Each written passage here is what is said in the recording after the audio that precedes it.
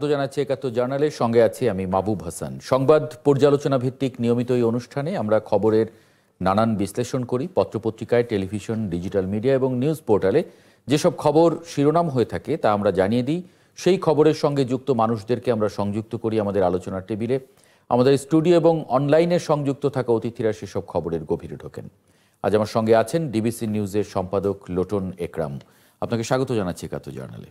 দর্শক, বিভিন্ন সময়ে খবর পর্যালোচনায় আরও অতিথি পর্যায়ক্রমে আমার সঙ্গে যুক্ত হবেন। পলিটিক্যাল বিষয় নিয়ে শুরুতে কথা বলি। ডক্টর একরাম, সব দলকে নির্বাচনে অংশগ্রহণ করার আহ্বান জানিয়েছেন মির্জা ফখরুল। ছোটোখাটো সমস্যা যদি একটু পড়ি, ছোটোখাটো সমস্যা দূরে রেখে গণতান্ত্রিক ব্যবস্থাকে এগিয়ে নিতে সব রাজনৈতিক দলকে নির্বাচনে অংশ নেওয়ার আহ্বান জানিয়েছেন মির্জা ফখরুল ইসলাম আলমগীর। শনিবার দুপুরে রাজধানীর শিল্পকলা একাডেমিতে এক অনুষ্ঠানে প্রধান অতিথির বক্তব্যে তিনি এ আহ্বান জানান। আরেকটি অনুষ্ঠানে সালাউদ্দিন আহমদ বলেছেন, রাজনৈতিক বিভেদে ফ্যাসিবাদ ফিরলে জাতি ক্ষমা করবে না। সব দলগুলোই এখন নির্বাচনমুখী। শুরুতে আপনার একটা ছোট মন্তব্য দিয়ে তারপরে অতিথিদের যুক্ত করি। ধন্যবাদ আপনাকে এবং আমার সহ আলোচক এবং ৭১ টিভির দর্শকদেরকে।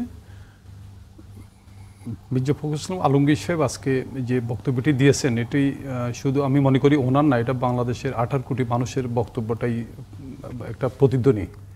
বিশেষ করে জুলাই অভ্যুত্থানের পর বাংলাদেশের মানুষ দ্রুত দেশকে গণতন্ত্রে উত্তরণের আশা করছেন।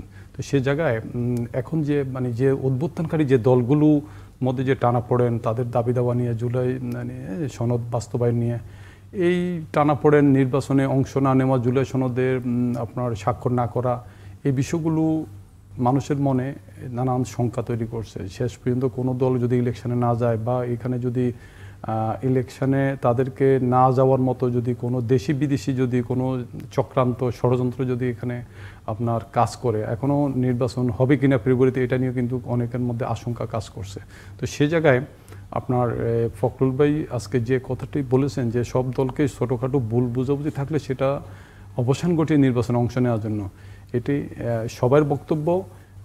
আপনার বিশেষ করে এতগুলো প্রাণ জড়িয়ে, রক্ত জড়িয়ে যদি গণতন্ত্র না ফিরে, যদি আবারও নির্বাচন বিলম্ব হয়, কোনো কারণে নির্বাচন বানচাল হয়, তাহলে এটার দায় কিন্তু আমরা বিশেষ করে জুলাই অভ্যুত্থানে অংশগ্রহণকারী দলগুলোর উপর বর্তাবে। এ দায় শুধু ডক্টর ইউনূস সরকারের নয়। তো আশা করি ফখরুল সাহেব যে বক্তব্য দিয়েছেন, এতে সব দলই তার মর্মার্থ বুঝতে পারবেন এবং নির্বাচনে ছোটোখাটো ভুল বুঝে নির্বাচনে অংশগ্রহণ করবেন বলে আমি আশা রাখি। একটু যুক্ত করে নেই এস.এম. সাইফ মোস্তাফিজ, যুগ্ম সদস্য সচিব এনসিপি। যুক্ত করে নেব সাইফুল হক, সাধারণ সম্পাদক বিপ্লবী ওয়ার্কার্স পার্টি, এবং মোহাম্মদ আব্দুস সালাম, বিএনপি চেয়ারপারসনের উপদেষ্টা। আপনাদেরকে স্বাগত জানাচ্ছি ৭১ জার্নালে।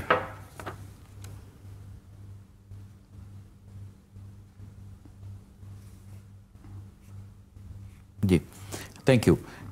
এস.এম. সাইফ মোস্তাফিজ, দুটি দলের কথা উল্লেখ করেছেন আক্তার হোসেন। বলেছেন যে এক দল জুলাই সনদের স্বাক্ষর মুছে দেওয়ার সুযোগ খুঁজছে, আর এক দল ভেস্তে দেওয়ার সুযোগ খুঁজছে। এই দলগুলো কাদেরকে ইঙ্গিত করেছেন তিনি আসলে? ধন্যবাদ আপনাকে, যারা দেখছেন তাদেরকে শুভেচ্ছা জানাচ্ছি।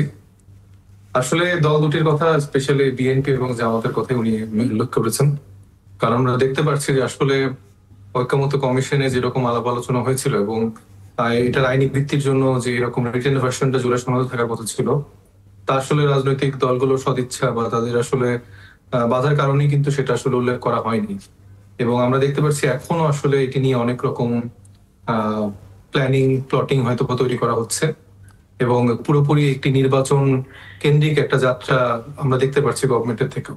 তো যেইটা আসলে একটা মেজর ইস্যু ছিল এবং আমরা মনে করি যে অভ্যুত্থানের পরে এই সরকার আসলে যে ম্যান্ডেট নিয়ে সরকার গঠন করেছে, সংস্কার এবং বিচার এবং তার পরবর্তীতে আসলে নির্বাচন, সেই জায়গাটি একদম মুখোমুখি করে ফেলা হয়েছে। এবং আমরা বিশ্বাস করতে চাই যে আসলে এখনো যেটুকু সময় আছে সেটুকু সময় আসলে যে রাজনৈতিক দলগুলো আছে, স্পেশালি বিএনপি, জামাত, তারা আসলে জুলাইয়ের আকাঙ্ক্ষা এবং জনমানুষের যেই আকাঙ্ক্ষা সেটা বাস্তবায়নের জন্য সামনের থেকে ভূমিকা রাখবে এবং জনগণের সাথে যেন প্রতারণা না করা হয় সে ব্যাপারে আসলে তারা খেয়াল রাখবে। জি, সাইফুল হক, আপনারা আজকে তত্ত্বাবধায়কের ভূমিকা নিতে বলেছেন সরকারকে। তত্ত্বাবধায়ক এর ভূমিকা নিলে মানে স্ট্রাকচারাল কি চেঞ্জ হবে এবং কার্যপদ্ধতিতে কি ধরনের পরিবর্তনের কথা আপনারা ইঙ্গিত করছেন বা বলছেন? জি, আপনাকে ধন্যবাদ। বহুদিন পরে আপনার এই জার্নালে, অনেক বছর পরে মনে হয় শেখ হাসিনার আমলে আপনাদের শত শত প্রোগ্রামে আমি যুক্ত হয়েছিলাম। খুব কঠিন একটা, যারা দর্শক শ্রোতা আপনাদেরকে আমি এই মধ্যরাতে শুভেচ্ছা জানাই এবং অভিনন্দন জানাই। আমার সাথে যারা আলোচক আছেন আমি তাদের শুভেচ্ছা দিই। আপনি যেটা বললেন, সরকার, আমরা একটা গণজাগরণ গণঅভ্যুত্থানের প্রেক্ষিতে অন্তর্বর্তী সরকার গঠিত হয়েছে।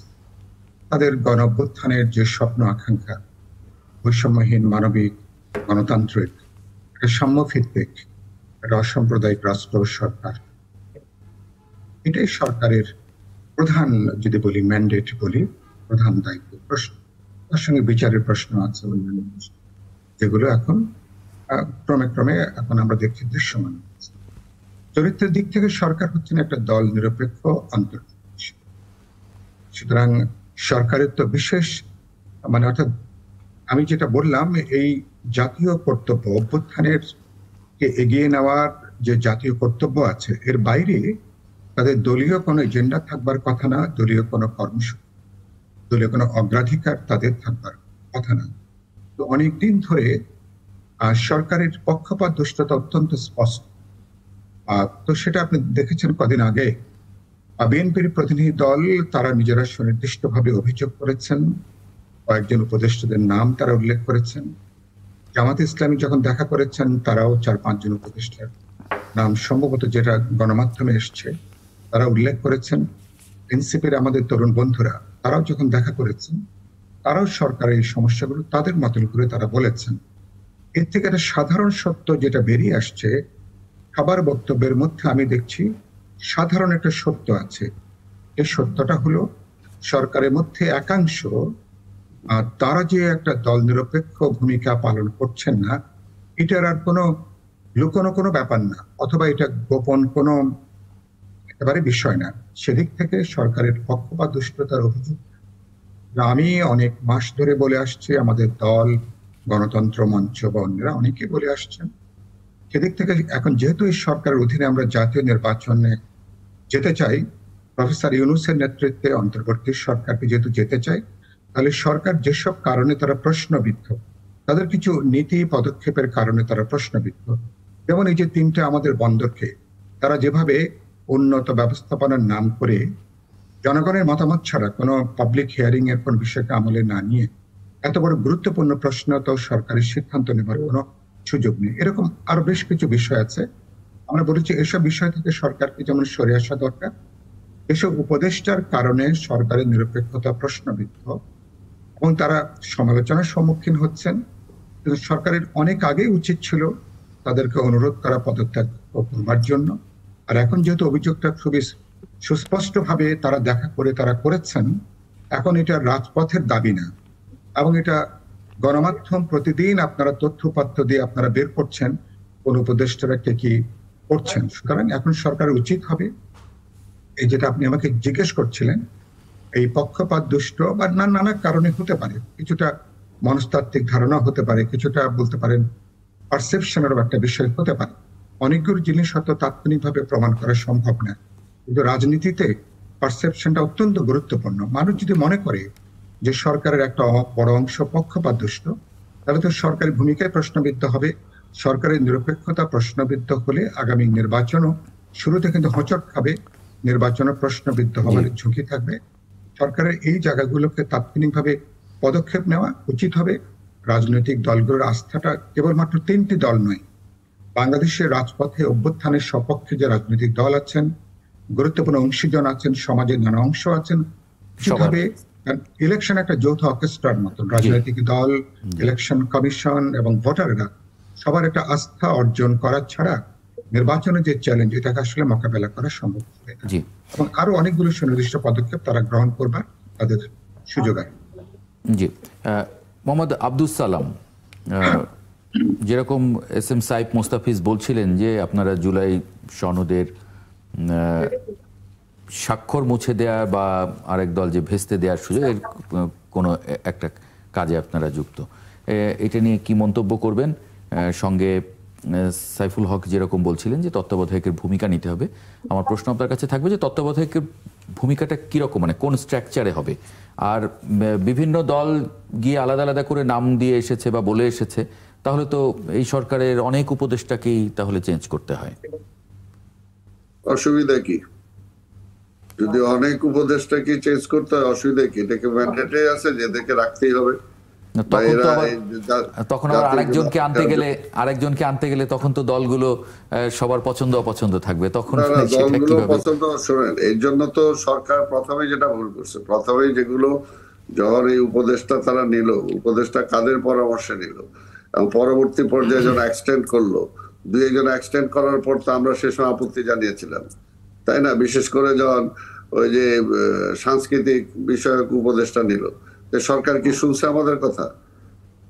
কোন ক্রাইটেরিয়ার ভিত্তিতে নিল? এমনকি এখানে বিশেষ মহামানব হয়ে পড়ছে যে তাকেই সেখানে উপদেষ্টা পরিষদে নিতে হবে। বিষয়টা হলো, এখন যদি আপনাকে নির্বাচনটাকে নিরপেক্ষ করতে হয়, তাহলে যাদের ব্যাপারে প্রশ্ন আসছে, বিএনপি কোনো ব্যক্তির ব্যাপারে কোনো ফ্যাসিনেশন নাই, পরিষ্কার কথা। আমরা চাই যে সরকার এর পরবর্তী নির্বাচনী পদক্ষেপ যাতে কোনোভাবেই প্রশ্নের সম্মুখীন না হয়। এই জন্য যাদের ব্যাপারে প্রশ্ন আছে তাদেরকে অসুবিধা, তারা তো নিজে থেকেই সরে যাওয়া উচিত, তারা নিজেদেরই সম্মান রক্ষা করার জন্য সরে যাওয়া উচিত। আর ইতিমধ্যে তো পত্র পত্রিকায় মিডিয়া থেকে কম আসছে নাকি? কথাটা হলো যে দায়িত্ব পাইলে না বোঝা যায় যে কে কতটুকু ভালো মানুষ আর কে কতটুকু সৎ মানুষ। দায়িত্ব প্রাপ্তির পরে তো সেগুলো পরিষ্কার হয়ে আসছে। আর আরেকটা যেটা আবার জুনিয়র বন্ধু যেটা বললেন, এটা এইভাবে বিএনপিকে ঢালাও ভাবে বলার মতো পর্যায়ে এখন পর্যন্ত তাদের সেই অভিজ্ঞতাই আসে নাই। বিএনপি দীর্ঘদিন ধরে বাংলাদেশের রাজনীতি করে আসছে এবং এই দেশের জন্মের সাথে বিএনপি সম্পর্কিত, বিএনপির নেতা সম্পর্কিত। এই পর্যন্ত বাংলাদেশে যতগুলো অতীত, মানে গ্লোরিয়াস অতীত আছে, সবগুলোর সাথে বিএনপি সম্পর্কিত। বিএনপির প্রত্যেকটা ক্রাইসিস মোমেন্টে সঠিক দায়িত্ব পালন করেছে এবং জন আকাঙ্ক্ষার ভিত্তিতে যা করা দরকার বিএনপি তাই করেছে, এখনো তাই করছে। সেটা হয়তো কোনো ব্যক্তি বা কোনো বিশেষ দলের বিরুদ্ধে যেতে পারে, কিন্তু জনগণ সেটা মনে করে না। জনগণের বিপক্ষে কখনো বিএনপি দাঁড়ায় নাই, জনগণের পক্ষে সবসময় দাঁড়াইছে। তো সেই কারণে বলবো যে আজকে আমরা যেটা চাই যে এখন নির্বাচনটা কোনোভাবে, আজকে যারা নির্বাচনকে নিয়ে এখনো যারা এই জুলাই সনদ দিয়ে কারা প্রথম বললো যে জুলাই সনদ আসতে হবে, আবার জুলাই সনদ আসার পরে আবার সেখানে আপত্তি কি কারণে? এই জন্য বলবো যে এখন জনগণ দেয়ালে পিঠ থেকে গেছে। এই সরকারকে দায়িত্ব দেওয়ার পরে জনগণ আশা করেছিল যে 3 মাস 6 মাস 9 মাসের মধ্যে একটা ভালো নির্বাচন হবে, কিন্তু সেই সময় আমরা শুনেছি এই ধরনের কিছু দলের মুখে যে নির্বাচন দিলেই তো বিএনপি চলে আসবে, বিএনপি ক্ষমতা আনার জন্য কি অভ্যুত্থান হয়েছে নাকি? আরে ভাই, বিএনপি আসবে না কে আসবে সেটা তো জনগণ ডিসাইড করবে। জনগণের মালিকানা দীর্ঘদিন আজকে ছিনতাই করা হয়েছে, সেই জনগণের মালিকানা জনগণের কাছে ফিরিয়ে দিতে এত আপত্তি কেন? জনগণ ডিসাইড করবে কি হবে কি হবে না। সেটার ব্যাপারে তো কারো, জনগণ যদি বিএনপির পক্ষে যায়, অন্য কারো তো সেটা অত চিন্তার মানে মাথা ব্যথা হওয়ার কোনো কারণ নাই, কারণ জনগণই তো মালিক, জনগণ ডিসাইড করবে কি হবে। তবে আমরা যেটা বলতে চাই যে বিএনপি কখনো জনগণের বিপক্ষে দাঁড়ায় নাই। জনগণের যেটা দরকার, আমি তো বললাম, একটা উদাহরণ দিয়ে বলা যাবে যে স্বাধীনতার ঘোষণা থেকে শুরু করে বাংলাদেশের প্রতিটা ক্রাইসিসে বিএনপি জনগণের সাথে ছিল, জনগণের পাশে ছিল এবং নেতৃত্ব দিয়েছে এবং নেতৃত্ব দিয়ে জন আকাঙ্ক্ষা বাস্তবায়ন করেছে। একদম এটা বলতে গেলে অনেক সময় লাগবে, ক্যাটাগরিক্যালি বলে দেয়। আমি একটা বিরতি নেব, বিরতির পরে এই আলোচনাটা আমরা একটু চালু রাখতে চাই। আপনারা তিনজনই থাকবেন আমাদের সঙ্গে। আমার আরেকটা বক্তব্য আছে লোটন একটু জি জি না, যেটা লোটন একরাম একজন সিনিয়র সাংবাদিক, সে কোনোভাবে এইভাবে বলতে পারে না যে যদি নির্বাচন বেচতে যায় তাহলে রাজনৈতিক দলগুলো স্পেসিফিক বলতে হবে যে কোন রাজনৈতিক দল কার কারণে। কারণ এটা ঢালাও ভাবে বিএনপি সেটা কাঁধে নিতে যাবে না। বিএনপি সবকিছু, বিএনপির নেতা, আমাদের নেতা তারেক রহমান বলছে যে আমরা জাতির প্রয়োজনে, দেশের প্রয়োজনে অনেক ছাড় দিতে রাজি আছি, যেগুলো হয়তো আমাদের বা আমাদের দলের চাওয়া পাওয়া ছিল না, কিন্তু তারপরেও সেগুলো কিন্তু বৃহত্তর স্বার্থে আমরা সেগুলো ছাড় দিয়ে একটা ঐক্যমতে আসার জন্য চেষ্টা করেছি। তাই বিএনপি চায় একটা নির্বাচিত সরকার, একটা নির্বাচিত পার্লামেন্ট, কিন্তু আজকে নির্বাচিত পার্লামেন্ট না চেয়ে আজকে যারা অন্য কিছু চিন্তা করতেছে বা নির্বাচন পিছিয়ে দিতে চাচ্ছে, নির্বাচন পিছিয়ে দিয়ে আবার ফ্যাসিবাদকে শক্তিশালী করতে চাচ্ছে, আজকে লোটন একটা আমাদের মতো সাংবাদিকরা আজকে সেটা জোরালো ভাবে বলা উচিত। জি, নিশ্চয়ই বিরতির পরে লোটন একরামের মন্তব্য আমরা নিয়ে নেব, যেহেতু তার কথা আসলো। দর্শক, একটা ছোট্ট বিরতি নিয়ে ফিরছি ৭১ জার্নালের সঙ্গে থাকবেন আশা করি। লোটন একরাম, বিরতির আগে আপনার যে বক্তব্য নিয়ে বলছিলেন আব্দুস সালাম, সেটা যদি একটু ক্লারিফাই করেন, যেহেতু উনি প্রসঙ্গটা এনেছেন। ধন্যবাদ। সালাম ভাই যে বিষয়টা বলেছেন সেটা বিশেষ করে আপনার মানে জনগণই কিন্তু আপনার বিষয়টা নির্ধারণ করবে যে মানে কে মানে জুলাই সনদ বাস্তবায়ন এবং নির্বাচন হওয়ার জন্য কার আন্তরিকতা কেমন, এটা কিন্তু মানুষ দেখতেছে। কিন্তু এই বিষয়টা কিন্তু মানুষ মূল্যায়ন করবে। ইতিমধ্যে সালাম ভাই যেটা বলছে এটা কিন্তু সত্য। বিএনপি কিন্তু ইতিমধ্যেই আপনার গণভোট কিন্তু তারা আগে চাননি, কিন্তু গণভোট ক্ষেত্রটা তারা শেষ পর্যন্ত গণভোটের দাবিটা কিন্তু মেনে নিয়েছেন। এই জায়গায় এখন শুধু ডিফারেন্সটা শুধু ভোট নির্বাচন আগে হবে না একসঙ্গে হবে, এই জায়গাটা বিএনপি কিন্তু একটা ছাড় দিয়েছে। তো আমি মনে করি এটাও জনগণ পজিটিভলি নিয়েছে যে বিএনপি গণভোট আগে চান নাই, কিন্তু পরবর্তীতে অন্যান্য দলের দাবির প্রেক্ষিতে বিএনপি এখানে ছাড় দিয়ে দাবিটা মেনেছে। পাশাপাশি অন্যান্য দলেরও ছাড় দেওয়ার মানসিকতা প্রয়োজন, বিশেষ করে দেশের বৃহত্তর স্বার্থে, যেটা আজকে মানে ফখরুল ভাই যেটা বললেন যে ছোটোখাটো ভুল বুঝাবুঝিগুলো অবসান ঘটিয়ে গণতন্ত্র উত্তরণের জন্য সবাইকে নির্বাচন আসা উচিত। এই জায়গাটায় যারা এখনও মানে যে বিষয়গুলো ছাড় দিচ্ছেন না বা ছাড় দেওয়ার হয়তো চিন্তাভাবনা আছে, কিন্তু ওনারা হয়তো আরও কিছু দিন হয়তো একটু গভর্নমেন্টকে প্রেশার দিয়ে বা অন্যান্য দলেরকে প্রেশার দিয়ে আরও কিছু দাবি আদায় করার চেষ্টা করতেছেন। তো আমি আশা করব যে আমাদের যে বিশেষ করে 17 বছরের যে অত্যাচার নির্যাতনের শিকার হয়েছেন আমাদের রাজনৈতিক দলগুলো, তো সে জায়গার সেই অভিজ্ঞতার আলোকে তারা শেষ পর্যন্ত প্রত্যেকেই কিছু না কিছু ছাড় দিয়ে নির্বাচনের পথে হাঁটবেন। কারণ নির্বাচন ছাড়া এই মুহূর্তে বিকল্প কিছু নাই, এবং দেশের মানুষও চান যেভাবে হোক আমাদের ফেব্রুয়ারি মাসে নির্বাচন করতে হবে। জি, ছাড় দেওয়ার প্রশ্ন।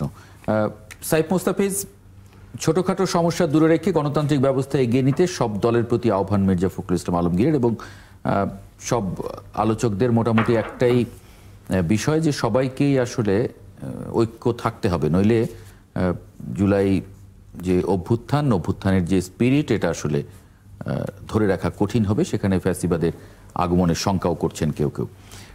সেই জায়গা থেকে এনসিপি কতটা ছাড় দিবে? থাকতে হবে, এবং এনসিপির জায়গা থেকে তরুণরা তো আসলে অভ্যুত্থানের মানে পর থেকে আসলে ছাড় দিয়ে যাচ্ছে, এবং জাতীয় ঐক্য স্থিতিশীল একটা পরিবেশ যেন দেশে বিরাজ করে, সেই জন্য তো তরুণদের যে ভূমিকা সেটা তো আসলে সবার এটা এক বাক্যে স্বীকার করা উচিত। কিন্তু সেই ক্ষেত্রে আমরা মির্জা ফখরুল ইসলাম আলমগীর সাহেবের যে আহ্বান, এটা আসলে তো এটা তো আসলে ছোটখাটো বিষয় না। এবং আমার শ্রদ্ধেয় সালাম ভাই যে কথাগুলো বললেন, অবশ্যই আমরা তাদের বাংলাদেশ পরবর্তী সময়ে তাদের যে রাজনৈতিক অবদান সেটাকে অবশ্যই আমরা স্বীকার করি, তাদেরকে আমরা সম্মান করি, তাদের থেকে আমরা অনেক কিছু শিখেছি। কিন্তু আসলে তাদের অবস্থান থেকে তারা বারবার কিন্তু বাংলাদেশের মানুষকে প্রতারিত করেছে। শহীদ জিয়াউর রহমান তার যে আদর্শ, সেই ধারা যদি আসলে বিএনপি ধারণ করতে পারতো, তাহলে 90-এর পরবর্তী সময় কিন্তু 3 জোটের যে রূপরেখার একটা ফেইলিয়ার জায়গা, সেটা কিন্তু হতো না। এই কমিটমেন্টের জায়গায় কিন্তু তারা আসলে সামগ্রিকভাবে যে রাজনৈতিক দলগুলো ছিল, তারা কিন্তু জাতিকে একরকম আশা দিয়েছিলেন, কিন্তু পরবর্তী আমরা দেখেছি যে তারা সেই কমিটমেন্টটা ফুলফিল করতে পারেনি, এবং সেই জায়গা থেকে কিন্তু তাদের প্রতি যে একটা আস্থাহীনতা, এই জায়গাটা তৈরি হয়েছে। এবং জুলাই পরবর্তী সময়ে আমরা কেন আসলে যেই জুলাই সনদের জন্য আমরা ফাইট করছি, সাধারণ জনগণের আকাঙ্ক্ষা বাস্তবায়নের জন্য, সেখানে জুলাই সনদ স্বাক্ষর না করার রিজনটা তো এখানে খুব মানে ক্লিয়ার। এটা তো আসলে তারও মানে বলা উচিত যে এখানকার কোন আইনি ভিত্তি বা আসলে কোন মানে পরিক্রমায় আসলে এটা প্রক্রিয়াধীন হবে, সে ব্যাপারটা তো আসলে ক্লিয়ার না। এটা তো এখন জাস্ট একটা মানে কাগজের দলিল মাত্র। এখানকার তো এটা যে আনুষ্ঠানিকতা হয়েছে, সেটাও তো একটা জাস্ট আনুষ্ঠানিকতা হিসেবে মূল্যায়িত হয়েছে। এটা যেরকম জুলাই ঘোষণাপত্র যেরকম হলো, সেই মহিতে জুলাই সনদটাও সেরকম ভাবে হচ্ছে।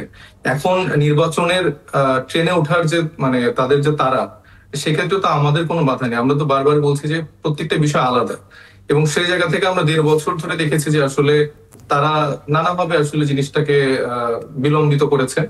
এবং সেই ক্ষেত্রে আমরা মানে গত 1.5 বছর ধরে যে এরকম মেজর মেজর ইস্যুতে আমরা দেখেছি যে বিএনপির থেকে বাধা এসছে, আবার জামাতের থেকে দেখা গেছে যে ইস্যুটা আসলে ইস্যু হওয়া উচিত না, আপার হাউসের পিআর এর বদলে লোয়ার হাউসের পিআর এর জায়গা তারা দেখা গেছে একদম মাঠে নেমে গেছে, যেখানে আসলে ঐক্যমত্য কমিশনের সেই আলাপটা কিন্তু টেবিলেই চলছিল। তো এই যে এই জায়গাগুলো কিন্তু আসলে বারবার মানে আমাদের সদস্য সচিব যে বক্তব্যটা করেছে যে একটি দল আসলে স্বাক্ষরিত মুছে দিতে চায়, আর একটি দল আসলে এটা বিভাজিত করে আসলে সেটা আসলে এস্টাবলিশ হতে দিতে চায় আপনাদের না। ভয় কোথায়? মানে নির্বাচন হয়ে গেলে এই জুলাই সনদ আর বাস্তবায়িত হবে না, মানে এই আশঙ্কাটা কেন? কারণ মানুষ তো আমি তো আপনাকে রেফারেন্স দিলাম যে বিগত সময়ে এরকম একটি রাজনৈতিক দলের অভ্যুত্থান ঘটেছিল 90-এর পরবর্তী সময়ে। সে সময়ে যে রাজনৈতিক দলগুলো ছিল তাদের যেরকম একটা কমিটমেন্ট ছিল, সেটা কিন্তু পরবর্তীতে কিছু নামমাত্র কাজকর্ম করা বাদে বাকি কোনো কিন্তু মানে দেশের মানুষ কি তার দেশের মানুষের যে আকাঙ্ক্ষা, সেই আকাঙ্ক্ষার বিপরীতে কি রাজনৈতিক দল গিয়ে কখনো টিকতে পারে? না, রাজনৈতিক দলগুলো অবশ্যই টিকতে পারে না, কিন্তু সেই টিকতে যে না পারার যে পরিণাম, সেটা তো আমরা দেখলাম যে আওয়ামী লীগ আমলে আসলে এই বড় রাজনৈতিক দলের বড় বড় নেতারা তো কেউ শহীদ হয়নি, কেউ আহত হয়নি, তাদের কোনো সন্তান কিন্তু শহীদ হয়নি, আহত হয়নি। দিন শেষে মারা যায় হচ্ছে যে এই সাধারণ ছাত্ররা, দিন শেষে মারা যায় হচ্ছে শ্রমিক শ্রেণী, দিন শেষে মারা যায় যে এই জনতা। তো এই রাজনৈতিক দলগুলো তো দেখা যাচ্ছে যে সবসময় এরকম একটা ক্রাইসিস মোমেন্টে যখন পড়ে, তখন আসলে বলিদান দিতে হয় সাধারণ জনগণকে। আমরা কখনোই আসলে দেখিনি যে বড় রাজনৈতিক দলের বড় বড় নেতারা যারা আসলে এরকম কথা বলে বেড়ায়, তাদের আসলে এগুলো ফেস করতে হয় না। তো আমি কেন আসলে এরকম একটা ক্রাইসিস মোমেন্ট পার করে, যেখানে 17 বছর পর এরকম একটা মোমেন্টাম ক্রিয়েট হলো, যেখানে আসলে 2000-এর অধিক মানুষ মারা গেল, 40,000-এর উপরে অঙ্গহানি হলো, তার পরবর্তী যে সময়টা আমাদের কাছে সুযোগ ছিল জুলাই সনদ বাস্তবায়নের ধারাটা চালু করে আমরা পরবর্তীতে ফ্যাসিবাদ যেন না আসে সেই সুযোগটা তৈরি করা, সেই সংস্কারটা তৈরি করার, সেটা যদি আমি না করে আমরা সামনের দিকে এগোই এবং আমরা যদি আশা করে থাকি যে আচ্ছা রাজনৈতিক দলগুলো যদি বেইমানি করে তাহলে তো আবার জনগণ আবার হচ্ছে যে জান দিবে, সেটা তো আমরা হতে দিতে পারি না। আমরা বারবার তো এই জিনিসগুলো ফেস করতে চাই না। আমরা জনগণের জায়গা থেকে রাজনীতিতে এসেছি এই কারণে, জনগণ জান দেবে কেন? জনগণ তো ভোট দেবে না তখন রাজনৈতিক দল। সাইফুল ভাই, আপনার একটু মন্তব্য। না, আমি একটু বলে নেই, ভোট দেবে না ঠিক আছে, কিন্তু ভোট না দেওয়ার আগেই তো দেখা যাবে যে আওয়ামী লীগের কায়দায় এরকম হচ্ছে যে 10 বছর 20 বছর করে সে তার ক্ষমতাটা টিকিয়ে রাখবে, এবং সেই ক্ষমতার বিপরীতে যখন জনগণ নামবে তখন তারা মারা যাবে। সাইফুল হক। যে অনেকগুলো প্রশ্ন, আমি প্রথম যেটা বলতে চাই যে আমরা সংস্কারের যে আলোচনা, এটা 5 আগস্টে আমাদের গণঅভ্যুত্থানের পরে এজেন্ডাটা আমরা উত্থাপন করি। আমরা অল অন এ সাডেন একদিন খুব করে এই চিন্তাটা উত্থাপন করিনি। আমরা হাসিনা পতনের আরো 1.5 বছর আগেই এটা বিপ্লবী ওয়ার্কার্স পার্টি, গণতন্ত্র মঞ্চ, রাজপথের প্রধান বিরোধী দল বিএনপি এবং সকল রাজনৈতিক দল যারা রাজপথে যুগপৎ-ধারায় আন্দোলনে ছিলেন, আমরা দীর্ঘ আলাপ আলোচনা করে আমরা 31 দফা প্রণয়ন করেছি।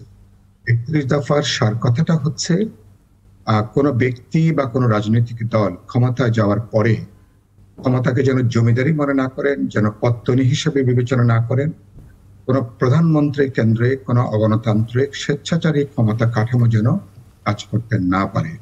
তাহলে এরকম একটা কর্তৃত্ববাদী ফ্যাসিবাদ যাতে ফিরতে না পারে, তার জন্য রাজনৈতিক, সাংগঠনিক, সাংবিধানিক ভাবে আমরা এটা গণতান্ত্রিক রূপান্তরের যে প্রশ্ন, অনেক দিন পরিশ্রম করে দীর্ঘ আমাদের অভিজ্ঞতার প্রেক্ষিতে এটা তৈরি করা হয়েছে। এরপরে ঐক্যমত কমিশন যখন আলোচনা এসছে, তা 31 দফার বাইরেও আরো কিছু নতুন প্রশ্ন যুক্ত হয়েছে, যেগুলোকে আমরা আমলে নিয়েছি। দিনের পর দিন আমরা আলোচনা করেছি, কথাবার্তা বলেছি। আমি মনে করি যে ফলে এটা বিএনপি বা এমনকি জামাত ইসলামী আর ধরুন বিপ্লবী ওয়ার্কার্স পার্টি বা গণতন্ত্র মঞ্চ তো বটে, আমি মনে করি আমাদের তো জনগণের কাছে সুস্পষ্ট অঙ্গীকার আছে।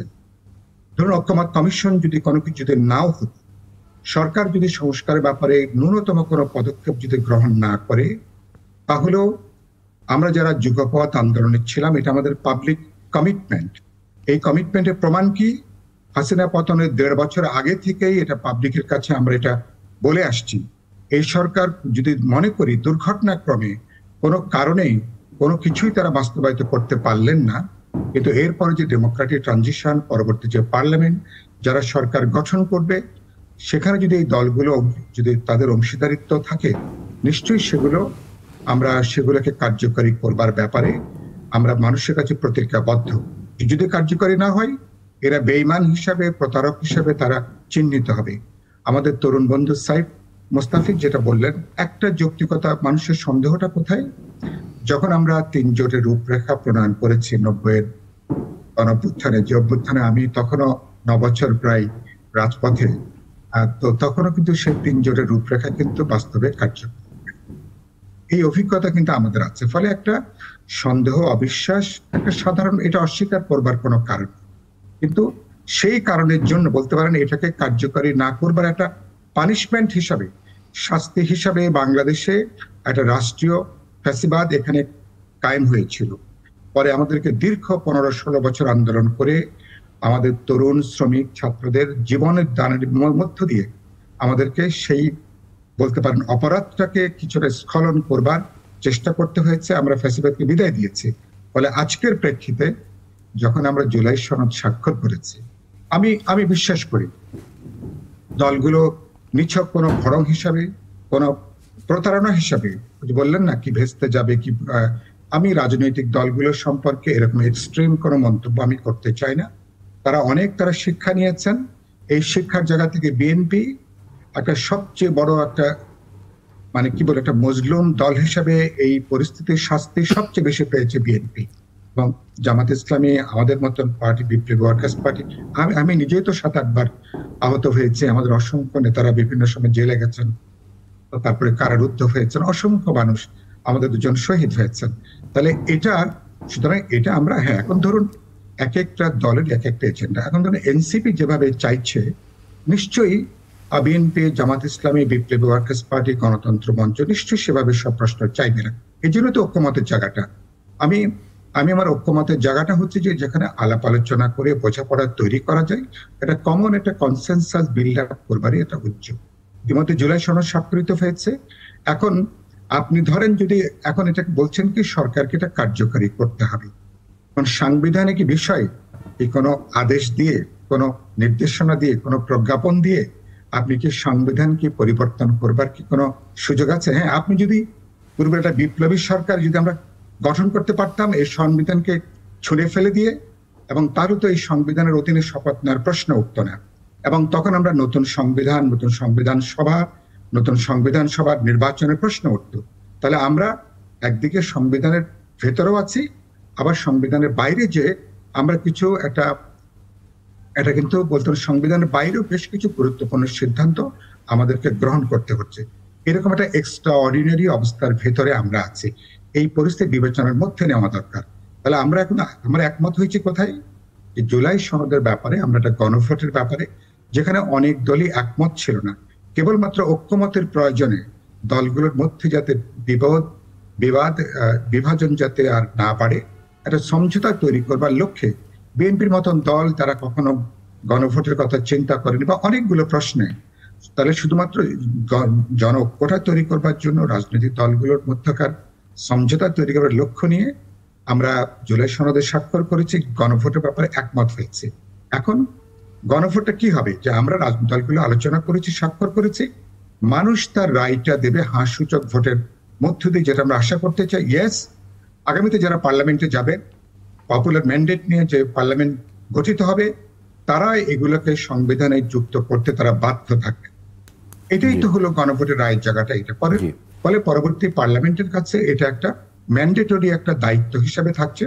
একই সাথে যেটা সাইফ হয়তো উল্লেখ করবেন বা আজকে যেটা আমরাও বলেছি বা এনসিপি থেকে বলা হয়েছে, আগামী পার্লামেন্ট একই সাথে একটা কনস্টিটিউয়েন্ট পাওয়ার হিসাবেও সংবিধান কাজ করবে। এক ধরনের বলতে পারেন প্রথম 3 মাস বলি, 6 মাস বলি, অথবা আমি দেখলাম কেউ কেউ বলছেন 9 মাসেরও একটা প্রস্তাবনা এসছে। যতগুলো আমরা সংশোধনী গ্রহণ করেছি সেগুলোকে পার্লামেন্টে বিল আকারে উত্থাপন হবে, আলোচনা করবে, জি। সেটা সংবিধানে যুক্ত হবে। সুতরাং এই গণতান্ত্রিক, এই ঐক্যবদ্ধ, এই সাংবিধানিক প্রক্রিয়ার বাইরে, এর ভিতরে সংবিধান আছে, আবার সংবিধানের বাইরেও কিছু ব্যবস্থা আছে। কেন বাইরে? যেহেতু দলগুলো আমরা একমত হয়েছে, যেমন সরকার ধরুন যে আদেশটা দেবে, হ্যাঁ, সরকার তারা কি বলবেন? তারা বলবেন যেহেতু দলগুলো জুলাই সনদে স্বাক্ষর করেছেন, যেহেতু দলগুলো গণভোটের ব্যাপারে ঐকমত হয়েছেন, সরকার নির্বাচন কমিশনকে বলবেন এই প্রেক্ষিতে আপনারা নির্বাচনের দিন, আমি আশা করি একই সাথে আপনারা গণভোটের আয়োজন করুন, এবং যাতে আগামী পার্লামেন্টের প্রথম অধিবেশনগুলো যাতে কনস্টিটিউয়েন্ট পাওয়ার নিয়ে কাজ করতে পারে, অগ্রাধিকারের ভিত্তিতে এগুলো যাতে কার্যকারী হয়। ঠিক। এরকম অনেকগুলো কার্য আসতে পারে। আমি মনে করি আমরা যদি এভাবে চিন্তা করি, হ্যাঁ, আর সমস্ত ব্যাপারে বিপ্লবী ওয়ার্কার্স পার্টির অনেক ব্যাপারে তো নিশ্চয় আমাদের আপত্তি দ্বিমত আছে। আমরা একটা ছাড় দিয়ে এই জায়গাটা এসছি, আর এক যাত্রায় 100% সবকিছু অর্জন করবার চিন্তা না করাই ভালো, কারণ আপনাকে সবাইকে নিয়ে তো আপনাকে হাঁটতে হবে। জি, সবাইকে নিয়ে হাঁটতে হবে, এবং আপনি বিশ্বাসটাও রাখতে চান। অবশ্যই আপনি 90-এর 3 জোটের আপনি সৈনিক ছিলেন, তারপরেও আপনি আস্থা রাখতে চান। আব্দুস সালাম, 3 জোটের অন্যতম একটা বড় হিস্সা তো আসলে বিএনপি ছিল, নেতৃত্বাধীন জোট ছিল, বিএনপি নেতৃত্বাধীন জোট ছিল। সাইফ মোস্তাফিজ যেরকম বলছেন, মানে এখানে একটা অবিশ্বাসের একটা খেলা, মানে মূল জায়গা আমি যতটুকু মানে বুঝছি আর কি এই বিষয়টা। তাছাড়া বাকি সব জায়গায় আসলে মোটামুটি এক জায়গায় আসা যাচ্ছে। আব্দুস সালাম। সাইফকে আমি পুরোপুরি দোষ দেব না, কিন্তু পাশাপাশি আমরা এটাও বলবো যে বিএনপির উপর আস্থা রাখা যায়, কারণ 90-এর যে 3 জোটের রূপরেখায় যেটা আসছিল সেটা কোনো লিখিতই ছিল না বা বাস্তবায়নের জন্য সেরকম পদক্ষেপ ছিল না, কিন্তু পরবর্তী পর্যায়ে জন আকাঙ্ক্ষার প্রতি সায় দিয়ে একটা নির্বাচিত প্রধানমন্ত্রী কিন্তু তার প্রধানমন্ত্রিত্ব ছেড়ে দিয়েছেন, এবং সেখানে এই কেয়ারটেকার বিল নিজে কিন্তু বেগম খালেদা জিয়া সেই পার্লামেন্টে এনে নিজে পাশ করেছেন। তো কাজেই বিএনপির উপর এই কারণে আস্থা রাখা যায়, যেটা আওয়ামী লীগের উপর রাখা যায়নি, যেটা আওয়ামী লীগ সেটা দেয় নাই। আওয়ামী লীগ জোর করে ক্ষমতায় থাকছে, তাই সে ফ্যাসিস্ট হয়েছে। বেগম খালেদা জিয়াকে জোর করে থাকতে যে ফ্যাসিস্ট হয়নি। এই কারণে বলবো যে বিএনপির উপর আস্থা রাখা যায়। আরেকটা আমি আমার জুনিয়র ফ্রেন্ড আরো ধন্যবাদ জানাবো যে সে অন্তত বলছে, বা এটা বাস্তব যেটা সেটাই সে বলছে, যে শহীদ রাষ্ট্রপতি জিয়াউর রহমানের অনুসৃত নীতি যদি আমরা ফলো করি তাহলে আসলে আর এই সমস্যাগুলো থাকা উচিত না। সেটার জন্য আমি তাকে ধন্যবাদ দেব। আর আরেকটা কথা বলবো, যেটা সাইফুল ভাই বলছে, যে এখানে তো আমরা তো অনেকগুলো বিষয় একমত হয়েছি, এবং একমত হয়ে মোটামুটি একটা যে আমরা এগুলোকে সংবিধানে আমরা সংশোধনী আনবো, এবং এটা যে গণভোটের ব্যাপারে আমরা একমত হয়েছি। কাজে এখানে ভয় পাওয়ার তো কিছু নাই সাহেব, ভয় পাওয়ার কিছু নাই, যে এখানে 2বারের বেশি কেউ প্রধানমন্ত্রী হতে পারবে না। আর নির্বাচনকালীন একটা তত্ত্বাবধায়ক সরকার থাকবে, কোনো দলীয় সরকার অধীনে নির্বাচন হবে না। কাজে ইচ্ছা করলেই আর কেউ ওর নতুন কোনো ফ্যাসিস্টের জন্ম এখানে হবে না। আর যদি তারপরেও বলবো যে বিএনপির উপর আস্থা এর জন্য রাখা যায় যে বিগত আন্দোলন যদি শহীদের তালিকাটা আমরা খুঁজি, শহীদের তালিকায় বিএনপি দলগতভাবে বিএনপির তালিকাটাই কিন্তু লম্বা হবে। আমাদের অনেক ভাই শহীদ হয়েছে, অনেক মা আমাদের বোনরা নিজেদের সম্ভ্রম হানি হয়েছে, অনেকে পঙ্গু হয়েছে। কাজে আমাদের কিন্তু এই ব্যথাটা কম না। আমরা যেটা চাই, যেটা পরিষ্কার, একটা ডেমোক্রেটিক ওয়েতে একটা দেশটা উত্তরণ ঘটাক, তাহলে এবং ডেমোক্রেসিটা যদি আমরা ফলো করি তাহলে সেখানে কেউ ফ্যাসিস্ট হতে পারবে না। কাজে সেই এখন ডেমোক্রেসি নাই, এখনো ডেমোক্রেটিক ওয়েতে আমরা উত্তরণ ঘটাতে পারি নাই, এখনো সেই বাধা বিপত্তিটা আছে। এখনো আমরা দেখতেছি যে ভীতির রাজনীতি শুরু করার জন্য চেষ্টা করে, একদিক দিয়ে সই করতেছে, আরেকদিক দিয়ে বাইরে যে পাবলিক প্রোগ্রাম দিয়ে ধমক দেওয়া হচ্ছে, থ্রেট দেওয়া হচ্ছে।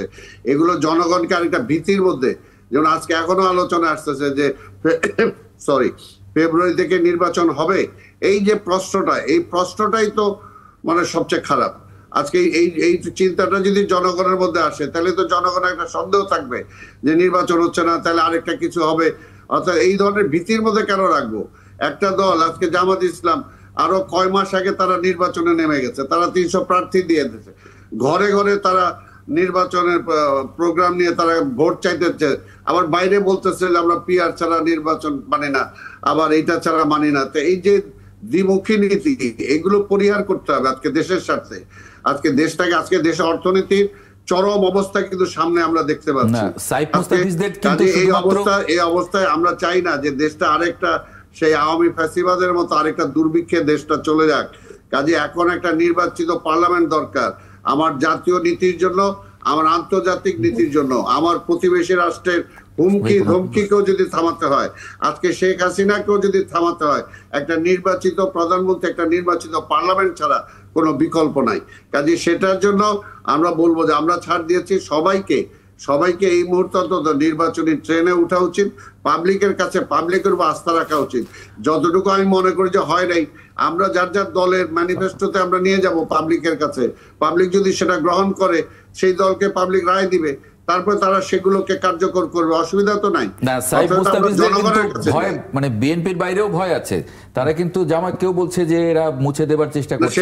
সেটাই বলতেছি যে কাজে বিএনপি নিয়ে আমি আমারটা ক্লিয়ার করলাম, জামাতেরটা তো আমি ক্লিয়ার করতে পারবো না। আমি বললাম আমার জুনিয়র ফ্রেন্ডকে বললাম যে বিএনপির ব্যাপারে এত ভয় পাওয়ার কিছু নাই। বিএনপির প্রধানমন্ত্রী তো ছেড়ে দেওয়ার মতো সাহস দেখিয়েছে, কাজে বিএনপি ছেড়ে দিতে পারে, স্যাক্রিফাইস করতে পারে।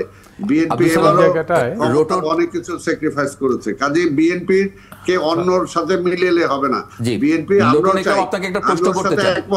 আমি ওর সাথে একমত যে হ্যাঁ শহীদ জিয়ার কথা সে যে বলেছে, আমিও একমত যে আসেন আমরা শহীদ জিয়ার অনুসরণ যে নীতি আছে সেটাকে ফলো করি, এবং জিয়া এবং বিএনপিও যাতে পুরোপুরি সে আশা করেছে, আমিও আশা করবো তার সাথে, হ্যাঁ বিএনপি যাতে সেই শহীদ জিয়ার নীতি ফলো করে।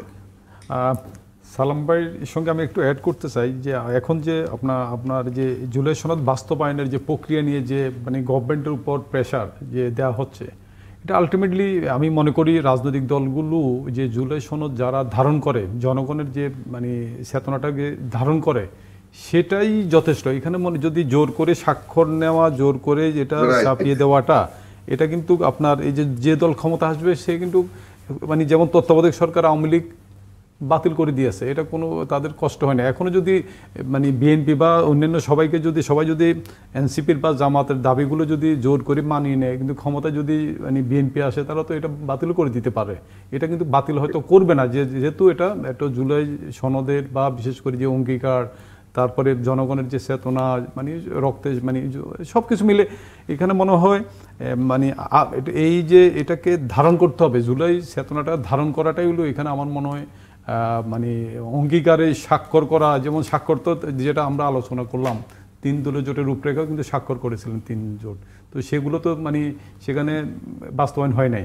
স্বাক্ষর করাটা, অঙ্গীকারনামা লিপিবদ্ধটার পাশাপাশি এখানে তো অলরেডি নোট অফ ডিসেন্ট দিয়ে রেখেছে বিএনপি, তো সেই জিনিসগুলো বেশিরভাগ 68টা প্রস্তাবের সঙ্গে একমত, অল্প কয়েকটা প্রস্তাবের সঙ্গে দ্বিমত।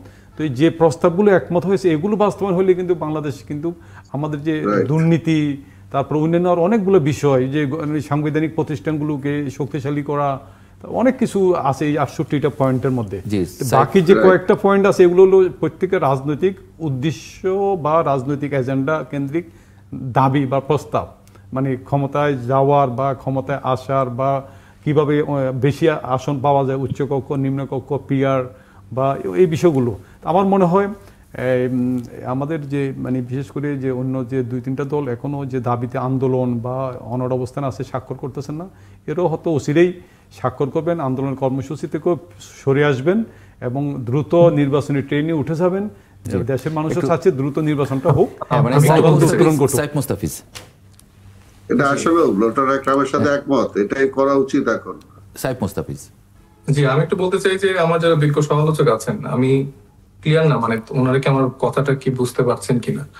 ব্যাপারটা হয়েছে যে আমাদের তো তাদের সাথে সব বিষয়ে একমত হতে হবে বা এরকম কিন্তু কোনো জায়গায় আমরা বলছি না যে আমরা সবকিছুতে একমত হয়েছি বা আমাদের সবকিছু মতামত মেনে নিন।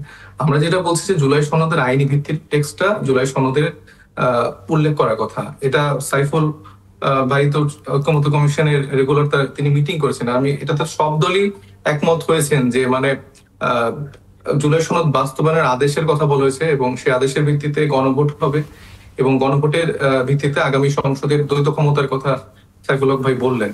তো এই ফরম্যাটটি উল্লেখ করার কথা আমরা বলেছি যে জুলাই সনদ যেন থাকে, সেটাতে আসলে রাজনৈতিক দলগুলোর কোথায় সমস্যা হচ্ছে বা যারা নীতি নির্ধারক জায়গায় এগুলো আছেন তাদের কোন প্রবলেমটা হচ্ছে সেটা আসলে আমরা বোধগম্য আমাদের কাছে না। এছাড়াও নোট অফ ডিসেন্ট যেগুলোর কথা আছে সেখানে কিন্তু গুরুত্বপূর্ণ বিষয়গুলো আছে। এবং দেখুন, এত বছর ধরে তো আসলে 20 বছর ধরে তো পার্লামেন্ট ছিল। এই সময় তো আসলে আওয়ামী লীগ বিভিন্নভাবে রাতের ভোট করে বা বিভিন্ন কায়দায় আসলে তারা তো মানে ছিল, সংসদে ছিল।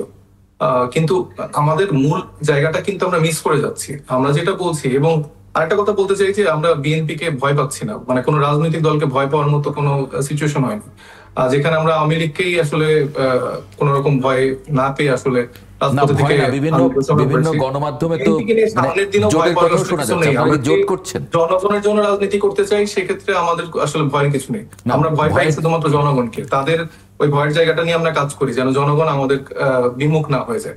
তো আমি যেটা বলছি যে আমাদের যেটা মেইন ইস্যু হওয়া উচিত ছিল যে আসলে তো 20 বছর ধরে তো সংসদ কার্যকর ছিল, 20 বছর ধরে তো সাংবিধানিক প্রতিষ্ঠানগুলো কাজ করেছে, কিন্তু কেন এটা আসলে ফাংশনেবল হয়নি সেই প্রক্রিয়ার জায়গাটায় আমরা হাত দিতে চেয়েছি। সংসদ কার্যকর ছিল না, সেই অর্থে সংসদই ছিল না, সংসদ কার্যকর হবে। আপনার সংসদে তো সাংসদরা ছিলেন, আপনি যদি না বলেন সেটা তো আসলে ভিন্ন ব্যাপার, কিন্তু সাংসদ হিসেবে তো তারা কাজ করেছে, ফাংশন করেছে দেশে বিদেশে যেভাবে দেখানো দরকার, হলুদ সাংবাদিকতা দিয়ে হোক, যেভাবে দেখা হোক, তারা তো দেখিয়েছে, জোড়াতালি দিয়ে হলেও তো দেখিয়েছে। এই জন্য তো ফ্যাসিস্ট তাকে বলি আমরা। এইটাই রাইট, আপনি কারেক্ট পয়েন্ট এসেছেন। এই ফ্যাসিস্ট যেন আর কোন সামনের দিনে যে আপনারাই জয়ী হচ্ছেন সেটাও আমরা বলছি না, এটা যদি আমরাও জয়ী হই, আমরা জয়ী হয়ে যেন ফ্যাসিস্ট আচরণ না করতে পারি, সেটার জন্য এই যেহেতু এখন আমরা জোটবদ্ধ হয়ে এই ফ্যাসিবাদ বিরোধী আমলে একটা আমরা আন্দোলন সংগ্রাম করেছি, সেখান থেকে এই বেসিক এক্সপেকটেশনটা আপনাদের থেকে সেটা যেহেতু ফুলফিল করছেন না, এই জন্য বারবার আমাদের এই 3 জোটের রূপরেখার কথাগুলো বলতে হয়, এই আলাপগুলো তুলতে হয়। এবং আপনি আবার বললেন যে আপনার দলের নেতা কর্মীদের সংখ্যা, দেখুন এটা আমি আপনার সাথে শ্রদ্ধার সাথে দ্বিমত করে বলছি, এই আন্দোলনটি কোনো রাজনৈতিক দলের ব্যানারে হয়নি, এটি বৈষম্য বিরোধী ছাত্র আন্দোলনের ব্যানারে সবাই এটা যুক্ত হয়েছে। এখানে কেউ কারো রাজনৈতিক পরিচয় দিয়ে আন্দোলনটি গঠিত করে। কিন্তু আমার যে শহীদ হয়েছে সেই নামগুলো কি আপনি বাদ দিয়ে দিবেন?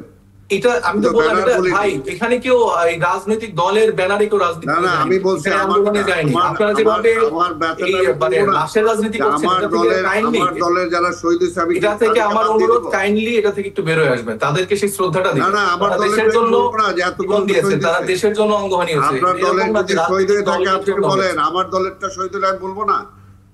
আমার দলে যে আন্দোলনের শহীদ সেটাকে আমি বলেন ভাই, আপনারা যদি এরকম দলের ব্যানারে রাজনীতি করতেছেন সেটা করেন, সেটা দলের ব্যানারে রাজনীতি না, কিন্তু আমার শহীদ হয়েছে সেটা আমি বলবো না? হ্যাঁ ডেফিনেটলি।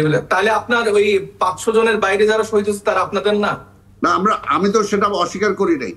আমি বলছি দলীয়, আমি বলছি দলগতভাবে দায়িত্বশীল পর্যায়ে থেকে এটা বলা উচিত। আমার কথাটা শহীদ হয়েছে, আমি যেটা বলছি দলগতভাবে বিএনপি শহীদের তালিকা অনেক লম্বা।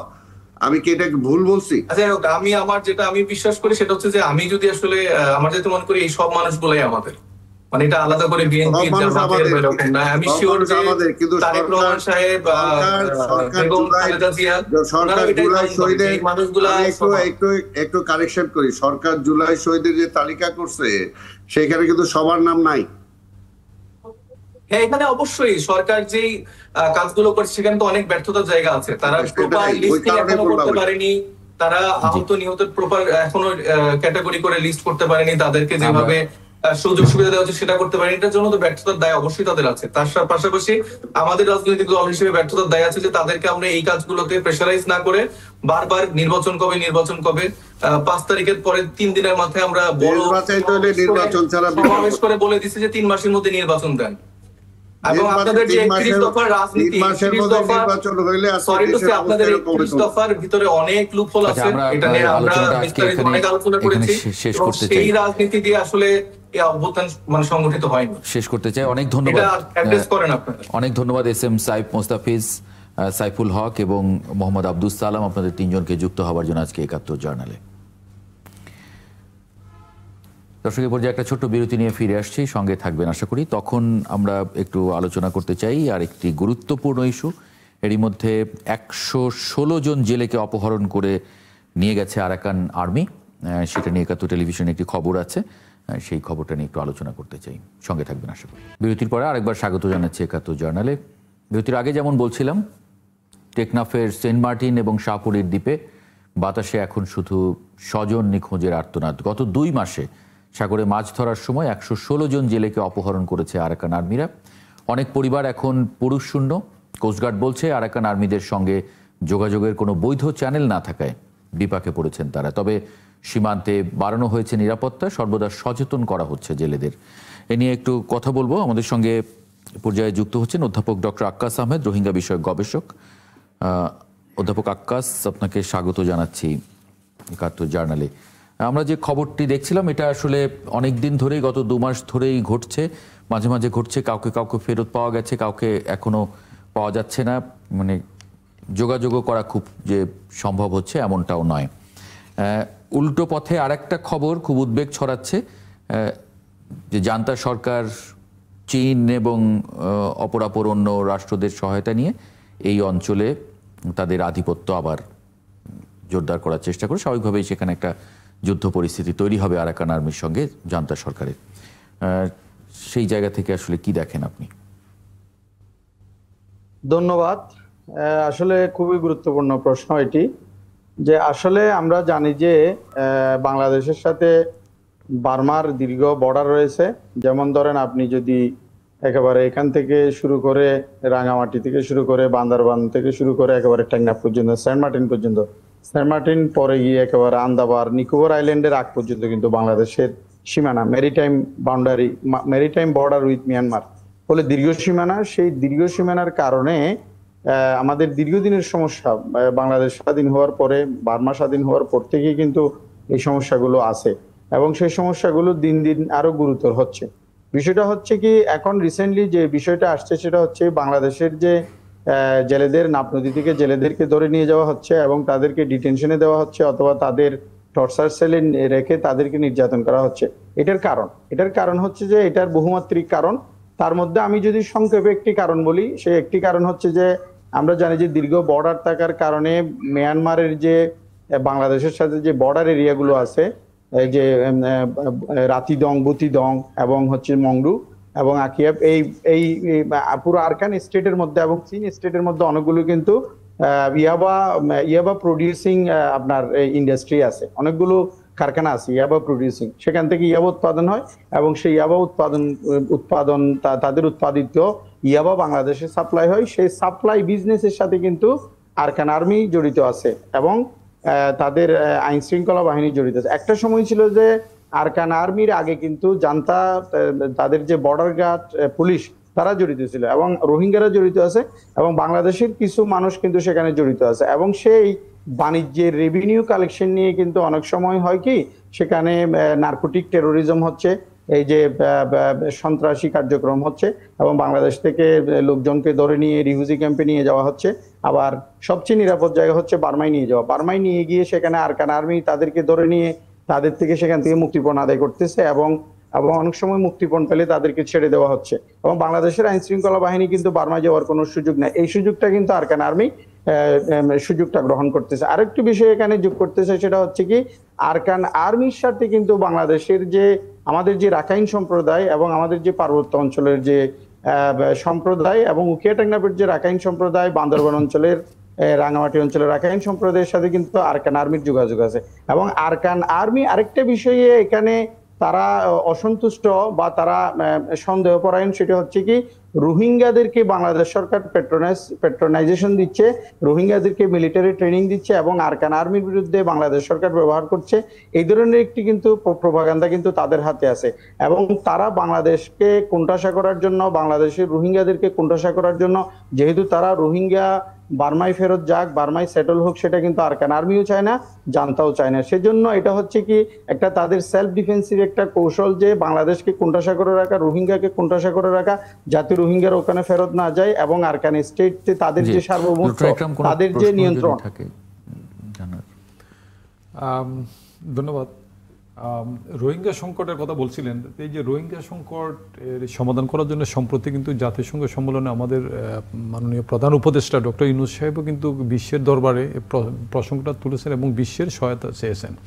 তো এখন এই বিশ্বের সহায়তা চাওয়ার পরও যে আপনার এই যে রোহিঙ্গা আপনার যে সংকটের যে সমাধানের জন্য কি কোনো সহায়তা কি আমরা কোনো দেশ থেকে পেয়েছি? আমাদের তো মানে দৃশ্যমান কোনো পৃথিবীর কোনো দেশে সহায়তা করছে বলে আমরা এখনো দেখতে পাচ্ছি না। তো আমার জায়গা থেকে আমি আপনাকে বলবো যে এই সমস্যার সমাধানের জন্য আমাদের সরকারের এবং বিশ্বের যে জাতিসংঘ সহ যেসব প্রভাবশালী দেশ রয়েছে তাদের আরও কি কি ইনিশিয়েটিভ নেওয়া যেতে পারে? ধন্যবাদ, এটা খুবই গুরুত্বপূর্ণ প্রশ্ন। এখন আমি একটা জিনিস আমার পর্যবেক্ষণ যেটা বলে সেটা হচ্ছে কি, জাতিসংঘ, আমেরিকা, তাদের অবশ্যই এখানে একটা সিরিয়াস একটা রোল দরকার। মার্কিন যুক্তরাষ্ট্রের একটি রোল দরকার, জাতিসংঘ, ইউরোপিয়ান ইউনিয়নের রোল দরকার, ভূমিকা দরকার। পাশাপাশি যে স্টেক হোল্ডারগুলো রোহিঙ্গা রিপাট্রিয়েশনের জন্য বাধা হিসেবে কাজ করেছে সেটা হচ্ছে, একটা হচ্ছে যে তাতমাদাও, বার্মার এই যে সামরিক সরকার, আরকান আর্মি, বর্তমানে যদি আরকান আর্মি এবং সামরিক সরকার দুইটাই কিন্তু রোহিঙ্গা রিপাট্রিয়েশনের বিপক্ষে। পাশাপাশি চায়না একটি বড় ধরনের স্টেক হোল্ডার এবং ইন্ডিয়া একটি বড় ধরনের স্টেক হোল্ডার এবং সাউথ ইস্ট এশিয়া বড় ধরনের স্টেক হোল্ডার, 3টে স্টেক হোল্ডার এবং বার্মার 2টে স্টেক হোল্ডার, মোট 5টে স্টেক হোল্ডার, তার মধ্যে বাংলাদেশ একটি। এখানে যদি রোহিঙ্গা রিপাট্রিয়েশন এটাকে যদি বাধ্য করতে হয়, বার্মা সরকারকে যদি বাধ্য করা যায়, তাহলে বাধ্য কিভাবে করা যাবে? সে বাধ্য করার জন্য যে জিনিসটা করতে হবে, যে মিয়ানমারের যে ট্রেড এন্ড ইনভেস্টমেন্টের জায়গা থেকে যদি বলি, বার্মা হচ্ছে একটি ক্লোজড ইকোনমি, তার ইকোনমিটা কিন্তু 60% কন্ট্রোল বাই চায়না, তার এক্সপোর্ট ইম্পোর্ট, এবং বার্মার যে এক্সপোর্ট ডেস্টিনেশন কিন্তু চায়না এবং ইন্ডিয়া। আবার ইন্ডিয়াও কিন্তু তাদের ফলে এখানে আরেকটা বিষয় বলতে চাই আমি, সেটা হচ্ছে কি, বাংলাদেশের স্বাধীনতার পর থেকে কিন্তু চায়না কিন্তু বাংলাদেশকে অনেকবার রিকোয়েস্ট করেছে বাংলাদেশকে বন্দর দেওয়ার জন্য, কিন্তু বাংলাদেশ সরকার এখনো কিন্তু চাইনিজ সরকারকে পোর্ট ফ্যাসিলিটি দিতে পারেনি, অথবা ইন্ডিয়ান সরকারকে দিতে পারেনি। কিন্তু বার্মার জান্তা সরকার কিন্তু চায়নাকে বন্দর সুবিধা দিয়েছে, ভারতকে বন্দর সুবিধা দিয়েছে নর্থ ইস্ট ইন্ডিয়া এবং চায়নার সাথে সাউথ চায়না ইউনান প্রভিন্সের সাথে এই যেটা বলি কিউপিউ, যে বঙ্গোপসাগরের সাথে বন্দর সুবিধা, যেটা বাংলাদেশ সরকার দেয়নি। ফলে রোহিঙ্গা ইস্যুতে কিন্তু চায়না এবং ইন্ডিয়া সবসময় বাংলাদেশের বিরোধিতা করেছে তাদের জাতীয় স্বার্থের জন্য। তাদের ইনসার্জেন্সি, ইন্ডিয়ান ইনসার্জেন্সি এবং চায়নার যে ইনভেস্টমেন্ট, চায়নার যে ট্রেড, এক্সপোর্ট ইম্পোর্ট এবং তাদের যে গ্যাস আমদানি, সেটাকে সুরক্ষা দেওয়ার জন্য, তাদের জাতীয় স্বার্থকে সুরক্ষা দেওয়ার জন্য, এবং চায়নার যে এই যে ভারত মহাসাগরের যে অ্যাক্সেস, বঙ্গোপসাগরের অ্যাক্সেস সুনিশ্চিত করার জন্য এই বার্মার যে অবনৈতিক এবং অবৈধ সরকারকে তারা প্রোটেকশন দিচ্ছে। ফলে চায়নার মাধ্যমে চায়নাকে হাতে নিয়ে, চায়নার সাথে দ্বিপাক্ষিক সম্পর্ক করে চায়নাকে যদি হাতে নেওয়া যায় এবং আসিয়ানকে হাতে নেওয়া যায়, থাইল্যান্ডকে হাতে নেওয়া যায়, তাহলে অবশ্যই রোহিঙ্গা রিপাট্রিয়েশন হয়। সেক্ষেত্রে কি করতে হবে? একেবারে স্ট্রং এমবার্গো দিতে হবে, চাইনিজ সরকারকে স্ট্রং এমবার্গো দিতে হবে, এবং তাদের অস্ত্র সাপ্লাই বন্ধ করতে হবে, এবং তাদের ট্রেড বন্ধ করতে হবে। তাদের যে সাউথ চায়নার সাথে কাসিন এবং শান স্টেটের সাথে যে ট্রেড রুট গুলো আছে সেগুলো বন্ধ করে দিতে হবে। ফলে মানে অধ্যাপক ডক্টর আক্কাস আহমেদ, অনেক ধন্যবাদ যুক্ত হবার জন্য একাত্তর জার্নালে। দর্শক, একটা ছোট্ট বিরতি নিয়ে ফিরে আসছি একাত্তর জার্নালে, সঙ্গে থাকবেন আশা করি। বিরতির পরে আরেকবার স্বাগত জানাচ্ছি একাত্তর জার্নালে। পর্যায়ে কথা বলতে চাই বাংলাদেশের চলচ্চিত্র সাংবাদিকতা নিয়ে। বাংলাদেশের চলচ্চিত্র সাংবাদিকতার পথিকৃৎ ছিলেন ফজলুল হক, যিনি দেশের প্রথম চলচ্চিত্র বিষয়ক পত্রিকা সিনেমা প্রকাশ করেন। তিনি 1950 সালে বগুড়া থেকে সিনেমা পত্রিকাটি প্রকাশনা শুরু করেন, পরবর্তীতে যা ঢাকা থেকেও প্রকাশিত হয়। বর্তমানে আমরা যে চলচ্চিত্র সাংবাদিকতা দেখি তার পুরোটাই ফজলুল হকের হাত ধরে আসা। লুটন একরাম, চলচ্চিত্র সাংবাদিকতা তার 75 বছর উদযাপন করছে এবং আজকে ফজলুল হকের প্রয়াণ দিবস। আমরা একটু অতিথি যুক্ত করে নেব। আব্দুল্লাহ জিয়াদ, উনি গবেষক এবং বিনোদন সাংবাদিক দৈনিক দিনকালের। আপনিও একটু আলোচনায় যদি যোগ দেন লুটন একরাম। আব্দুল্লাহ জিয়াদ, চলচ্চিত্র সাংবাদিকতা 75 বছর পার করছে। সেই সময়ের সাংবাদিকতা এবং এই সময়ের চলচ্চিত্র সাংবাদিকতা যদি একটু আপনি গবেষকের দৃষ্টিতে একটু বলেন, সঙ্গে সাংবাদিকের দৃষ্টিতেও, কারণ আমরা জানি যে সিনেমা পত্রিকাটির মাধ্যমে যে প্রকাশনাটা শুরু হয়েছিল এটা মানে তুমুল জনপ্রিয় একটি পত্রিকা, এবং চলচ্চিত্র সাংবাদিকতায় মানে সাধারণ যে পত্রিকা তার বাইরে এসে এরকম একটা বিশেষায়িত পত্রিকা, সেটা যে এত জনপ্রিয়তা পেয়েছিল, এখনো যার নাম আসলে করা যায় সেই জায়গা থেকে। আসলে 1950 সালে ফজলুল হক সাহেব সিনেমা পত্রিকাটি চালু করেছিলেন। সেই সময় চলচ্চিত্রের কোনো সিটি ফুডও বাংলাদেশে ছিল না। উনি 50 সালে শুরু করার পরবর্তীতে প্রথম দশকে অর্থাৎ 53 সালে চিত্রালী পত্রিকা বেরোলো, তারপরে 56 সালে প্রথম সবাক চলচ্চিত্র মুখোমুখোশ নির্মিত হলো, তারপরে 1968 সালে বাংলাদেশ চলচ্চিত্র সাংবাদিক সমিতি গঠিত হলো। তখন ছিল পূর্ব পাকিস্তান চলচ্চিত্র সাংবাদিক সমিতি, এরকম ইয়ে ছিল, শুরুটা হয়েছিল। তো 60-এর দশকে যেভাবে চলচ্চিত্র সাংবাদিকতা শুরু হয়েছিল সেটা 90 দশক পর্যন্ত একচটিয়া আধিপত্য ছিল। যেমন আমাদের চিত্রালী সাবেক সম্পাদক আহমদুজ্জামান চৌধুরী খোকা ভাই, উনি 60-এর দশকে ঢাকা বিশ্ববিদ্যালয়ের শিক্ষকতা শুরু করলেন, খণ্ডকালীন শিক্ষক শুরু করলেন, কিন্তু সেই শিক্ষকতা ছেড়ে উনি চলচ্চিত্র সাংবাদিকতায় আসলেন। অর্থাৎ শিক্ষকতা ছেড়ে চলচ্চিত্র সাংবাদিকতা এসে এখানে উনি একটা হ্যাবক সৃষ্টি করে ফেললেন। উনি গান লিখলেন, কাহিনী লিখলেন, চিত্রনাট্য লিখলেন, সংলাপ লিখলেন, সবগুলোতে উনি সাকসেসফুল হলেন। এবং বাংলাদেশের চলচ্চিত্রে যে কালজয়ী অনেক গান এখন বললে এখনই মানুষ নাচানাচি শুরু করে দিবে এবং বলতে থাকবে, এরকম অনেক কালজয়ী গান তিনি লিখে গেছেন। এবং অনেক ছবির কাহিনী সুপার ডুপার হিট, সেসব ছবি মানুষের মনে রাখার মতো মনে রেখেছে মানুষ, ওই সময়কার দর্শকরা, সাদা কালো যুগের দর্শকরা। তো সংলাপও ঠিক সেই রকম ছিল। তো উনি চিত্রায়িত লিখতেন বিষয় বিবেচনা, তারপরে হাওয়া থেকে পাওয়া, এইরকম অনেক ইয়ে লিখেছেন। তো তাদের সময়ে চলচ্চিত্র সাংবাদিকতা যেভাবে প্রতিষ্ঠিত হয়েছে সেটা 90 দশক পর্যন্ত চলছিল। অর্থাৎ ফজলুল হক সাহেব 1950 সালে শুরু করলেন, কিন্তু উনি 90 সালে বোধহয় উনি ইন্তিকাল করলেন। তার পরবর্তীতে চলচ্চিত্র ভাটা পড়লো, সাংবাদিকতা বহুত সাংবাদিক আসলেন ইন্ডাস্ট্রিতে, কিন্তু কেউ এইভাবে ইয়ে করতে পারলেন না। এই কালের অবস্থা কি, মানে বর্তমান সময়ের অবস্থাটা কি? বর্তমান সময়ের অবস্থা আরো খারাপ, কারণ এখন তো সিনেমা হচ্ছেই না, সিনেমা নাই, এফডিসি এখন কোনো শুটিং হয় না। ওই গেলে 3-4টা সমিতি আছে, ওখানে গেলে একটু 2 ঘন্টা আড্ডা মারলাম, 1 ঘন্টা আড্ডা মারলাম, এই গল্প করলাম, চা খাইলাম, এই আর কোনো কাম নেই, কাজ নেই, সব বেকার, সব বসে থাকে। তো কাজের সুযোগটা মানে কমলো কেন লুটন একরাম? যদি এখানে কাজের সুযোগটা কম হওয়ার কাছে ছবি হচ্ছে না, আর ছবি না হওয়ার মূল কারণটা হচ্ছে সিনেমা হল নাই। আগে 70-80 দশকের 90 দশক পর্যন্ত 1400 সিনেমা হল ছিল, এখন বর্তমান সিনেমা হল চালু আছে 60টা। না, এখন তো সুযোগও অনেক বেড়েছে। আমি সেদিন দেখছিলাম যে আমির খান তার একটা সিনেমা ইউটিউবে আপলোড করেছেন এবং সিনেমা হলের চাইতে নাকি বেশি টাকা তিনি সেখান থেকে বের করে এনেছেন।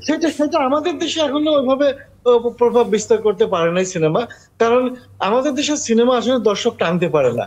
এখন তো সিনেমা হল নাই, যেখানে সিনেমা তৈরি হচ্ছে না, যা বছরে 2-1টা তৈরি হচ্ছে একমাত্র সাকিব নির্ভর, বা 2 ঈদে 2টা ছবি, এছাড়া আর কোনো ছবি চলে না।